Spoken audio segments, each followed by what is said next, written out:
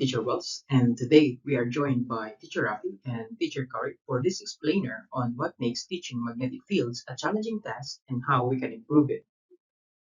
Teaching magnetic fields to high school and college students can be a challenging task as it involves abstract concepts that are not directly observable in everyday life. However, it is a fundamental topic in physics and plays a crucial role in understanding electromagnetism and various real-world applications. As physics teachers, you may encounter students who struggle to grasp the underlying principles of magnetic fields, making it essential to employ effective teaching methods to enhance their understanding and problem solving skills. One study that reported positive results in teaching magnetic fields used drawing representations of magnetic force lines and magnetic poles. The researchers found that incorporating multiple representations helps students better conceptualize the complex nature of magnetic fields and interactions between magnetic poles. Additionally, the study showed that integrating mathematical representations alongside the visual drawings further reinforced students' comprehension and problem-solving abilities in magnetic field topics. Another study implemented online problem-based learning assisted by digital books embedded with 3D animation to improve students' physics problem-solving skills on magnetic field subjects. The researchers found that interactive 3D animations allowed students to explore magnetic field concepts visually, enabling them to form a better mental model of the phenomena. The problem-based learning approach facilitated critical thinking and encouraged students to apply their knowledge to solve real-world physics problems involving magnetic fields. One fundamental concept in magnetic fields is the Lorentz force. It explains the interaction between charged particles and magnetic fields. The Lorentz force describes the force experienced by a charged particle when it moves through a magnetic field. And to aid visualization, we can use this GeoGebra simulation with a link in the description, or this animation by Walter Febb,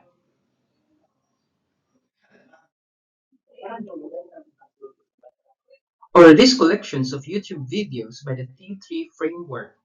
Again, links are provided in the description of this video.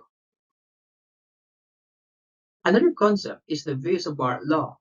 It describes the magnetic field produced by a steady current in a wire.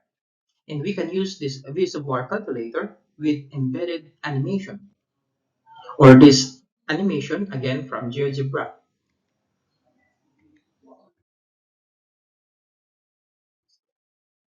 First, we cannot stop at just providing for visualization. We also need to cover for the mathematical skills, and for that, we have Teacher Rafi for the Lorentz force and Teacher Curry for the VSWR law. Hi, I'm Sir Raphy. Thank you very much, Sir Wells, for presenting to us how we could improve teaching magnetic fields in high school and college physics. Now, allow me to present a solved problem related to Lorentz force. This is for high school physics. We now have your problem. The problem reads, consider an electron moving with a velocity of 5.8 times 10 to the fourth meters per second in magnetic and electric fields with intensities of 1.9 times 10 to the negative 3 Tesla and 1.2 times 10 to the negative 3 volt per meter respectively.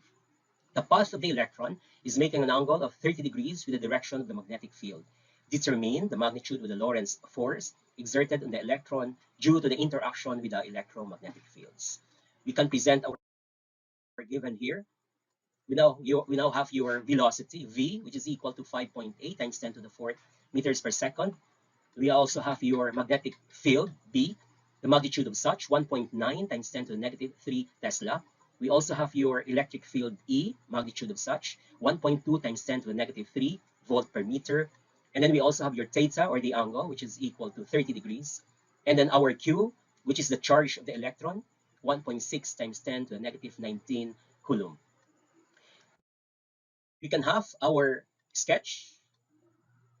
Okay, take note that Lorentz force, as we all know, is the sum of your electric force brought about by the electric fields and the magnetic force brought about by your magnetic field. And in this case, you have here a moving electron 30 degrees in the direction of your magnetic field. But in this case, we are considering the electric force, so you have a representation here of your electric field shown by the different arrows. And take note, your electric force is given by the product of the charge of your particle, in this case, charge of the electron, times the magnitude of your electric field, E. We can have another sketch. This time, instead of your electric field, we now have your magnetic field, B. And then the same, but of course, we should expect that the electron will now move in a circular path. FB now, which is the force, magnetic force to be specific, is equal to the product of your charge of the particle, in this case, charge of the electron, times the cross product of velocity V and your magnitude of your um, magnetic field B, big letter B. We can now present our solution. Take note of the equation for the Lorentz force. This is the sum of your electric force, which is given by the product of your charge of the electron Q times the magnitude of your electric field. And then this is your magnetic force, which is the product of four quantities: the charge of the particle or charge of the electron Q times the magnitude of the velocity V, and then the magnitude of your magnetic field B, and then the sine of theta, where theta is 30 degrees, and as we all know, sine 30 degrees is 0.5 or 1/2. By plugging in the values as shown in the given earlier, we can have our substitution.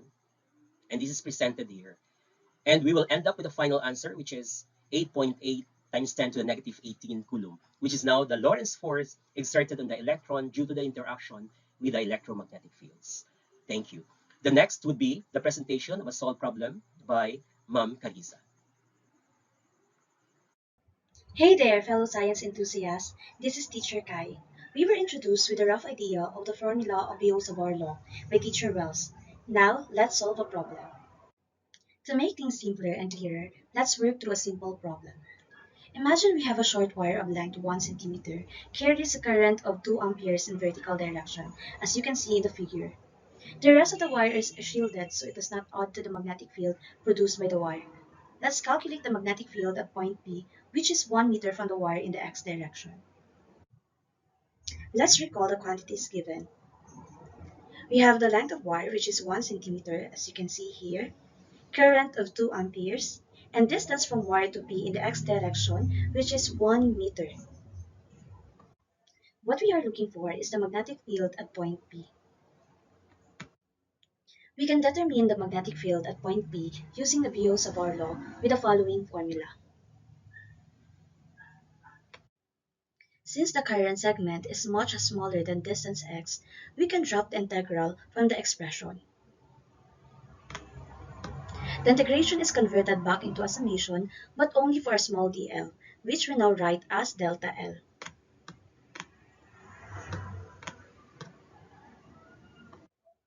Another way to think about it is that each of the reduced values is nearly the same, no matter where the current element is on the line segment, if delta L is small compared to x. Therefore, our new formula is the angle theta is calculated using a tangent function. Using the numbers given, we can calculate the magnetic field at P. The angle between delta L and vector r is calculated from trigonometry, knowing the distances L and x from the problem. Therefore, we have an angle of 89.4 degrees.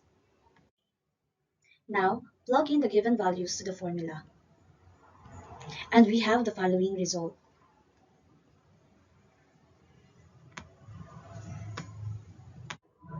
From the right-hand rule and the Biot-Savart law, the field is directed into the page. This approximation is only good if the length of the line segment is very small compared to the distance from the current element to the point. If not, the integral form of the Biot-Savart law must be used over the entire line segment to calculate the magnetic field. Awesome! We've successfully applied the Biot-Savart law to find the magnetic field. Remember, practice makes perfect, so don't hesitate to try more problems to master this concept. And there you have it, the Lorentz force and Biot-Savart law demystified, and some problem-solving examples to reinforce your understanding. Electromagnetism is truly fascinating, and the applications of this law are vast. If you enjoyed this video, don't forget to like, subscribe, and hit the notification bell for more exciting science content. Until next time, keep exploring and stay curious.